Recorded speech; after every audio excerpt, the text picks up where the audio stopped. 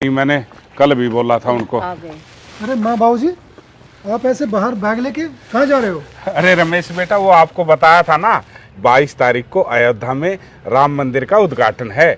बस उसी में सभी शहर के लोग जा रहे हैं, तो हमने भी टिकट बुक करवा ली अपनी, तो वहीं पे जा रहे हैं। अरे बेटा, हम तो तुम्हारे आने का इंतजार कर रहे थे। हमारी बस निकल जाएगी, हमें बस कुछ पैसे दे दो। पैसे क्या पेड़ पे लग रहे हैं जो तोड़ के दे दे?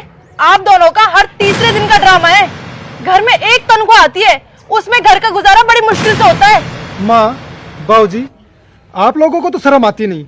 अरे इतनी महंगाई में घर का खर्चा चलना बहुत मुश्किल से हो रहा है, और आप लोगों का तीसरे दिन का काम हो गया। कभी वृंदावन जाते हैं, कभी उत्तरकाशी जाते हैं, कभी हरिद्वार जाते हैं। अरे बेटा, आस पड़ोस के सभी जा रहे हैं, तो हमने भी सोचा कि हम भी जाते हैं, तो हमने भी नाम लिखवा दिया। बेटा, अब की बार जाते हैं और कोशिश करेंगे आगे से हम ध्यान रखेंगे। आपके तो घुटनों में दर्द रहता है, अब वो दर्द कहाँ गया? माँ बाबूजी, वहाँ कोई छोटे मोटे मंदिर का उद्घाटन नहीं है, श्री राम मंदिर का उद्घाटन है।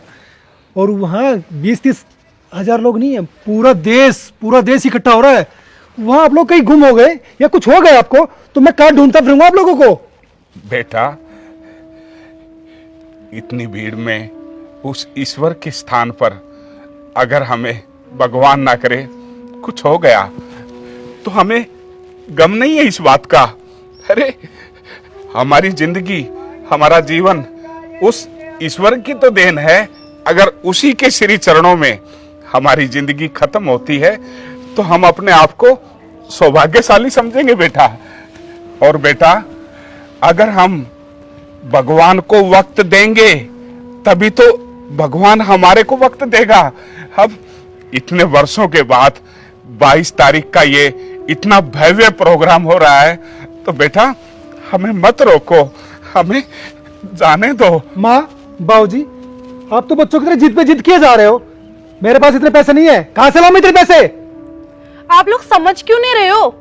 अरे मैं भी बाहर रहती हूँ, ये भी ड्यूटी जाते हैं, हम दोनों शाम को आते हैं। और एक बात तो सोचिए, घर में नौकर है, पीछे से उसने कुछ चोरी कर ली या भाग गया तो क्या करोगे? कम से कम आप लोग रहते हो, घर की देखभाल तो होती है ना। हाँ बेटा, ठीक कहा तुमने। आज समझा तुम दोनों की बातों को। असल में हम आपके परिवार के या घर के मेंबर नहीं हैं, सिर्फ और सिर्फ मुफ्त के चौकीदार हैं आप लोगों के। और आप लोगों के नहीं, इस दुनिया में जितने भी बुजुर्ग हैं, हर घर के बुजुर्गों को सिर्फ और सिर्फ चौकीदार के नाते घर में रखते हैं। बेटा, क्या माँ बाप बच्चों को पाल पोस कर इसी दिन के लिए बड़ा करते हैं कि बच्चे बुढ़ापे में उनसे चौकीदारा करवाएं? आप लोगों की छोटी सोच हो चुकी है। अरे बड़े बुजुर्गों का फर्ज होता है घर की देखभाल करना, घर में रहना, और आप उसे चौकीदारी का नाम दे रहे हो। कहीं जाने की जरूरत नहीं है, चुपचाप अंदर चलो। अरे बेटा, बाबूजी, वहाँ हमारा ये कुछ पैसे हैं, मैंने अपनी तनख्वाह से बचा के जमा किए हैं, आप ये रख लीजिए। इसी बहाने मैं भी थोड़ा धर्म कमा लूंगा। ये लीजिए। तो कोड़ी नौकर, तेरी हिम्मत कैसी हुई? तू मेरे और बाबूजी के बीच में दरार डालने जाना है? बेटा, मेरा ऐसा कोई इरादा नहीं। चुप है, अपनी औकात में रह, औकात से बाहर मत जा, समझ गया? इस घर का नौकर है, जाके काम कर चुपचाप। ठीक कहा बेटा, आखिर हूँ तो मैं इस घर का एक नौकर ही। ये हमारा फैमिली मैटर है, तुम्हें इसमें दखल अंदाजी करने की कोई जरूरत नहीं है। नौकर हो, नौकर बन के रहो, जाओ अंदर काम करो। ठीक है बेटा। राजू, बाबूजी, इसकी ज्यादा हिम्मत लेने की जरूरत नहीं है। ये नौकर है, इसको नौकर ही रहने दो।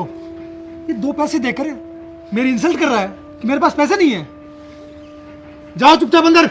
अरे ओ, 2 पैसे की नौकरी करके और नौकर और मालिक में आज तू यही रेपुटेशन दे रहा है, यही इज्जत करता है? तेरे से उम्र में कितना बड़ा है और तूने हाथ उठा दिया? बाबूजी, नौकर है घर का। तो फालतू बकवास नहीं सुन रहा हूं मैं, इसीलिए तो कि बेटा है, और तुमने इनकी हिमायत ले लेके अपने सर पे बैठा लिया। आज जवाब देख लिया ना, चौकीदार बना दिया हम करके। और ये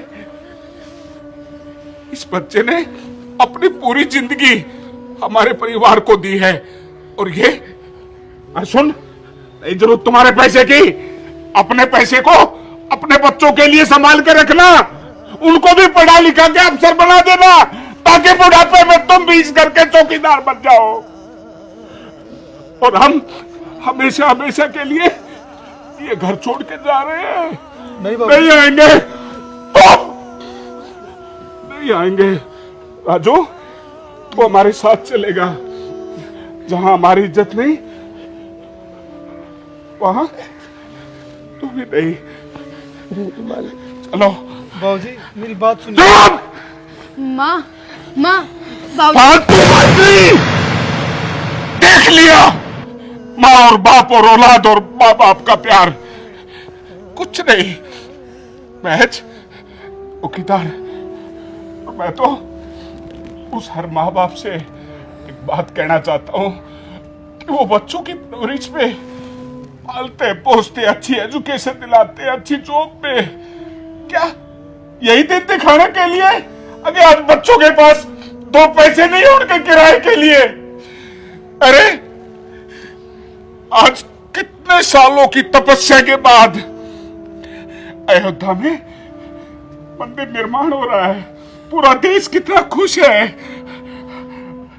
और उस खुशी में आप कह रहे हो कि धक्के खाने जा रहे हो? वहां हम धक्के खा लेंगे, तुम यहाँ खुश रहो अपने महल में, हमें जरूरत नहीं है। चलो, नहीं रुकना, नहीं रुकना, प्लीज आप समझाओ ना बाबूजी को। नहीं रुकना। चाचा चलेगा, मैं तेरे लिए मर चुका हूँ और तू मेरे लिए। अरे तबीयत खराब हो जाएगी आप। चुपचाप बैग लिया, नहीं रहना। माँ न रखाइए, न रख। माँ, अरे जहाँ ये जाएंगे मैं वहीं जाऊंगी। माँ तुम तो सुनो।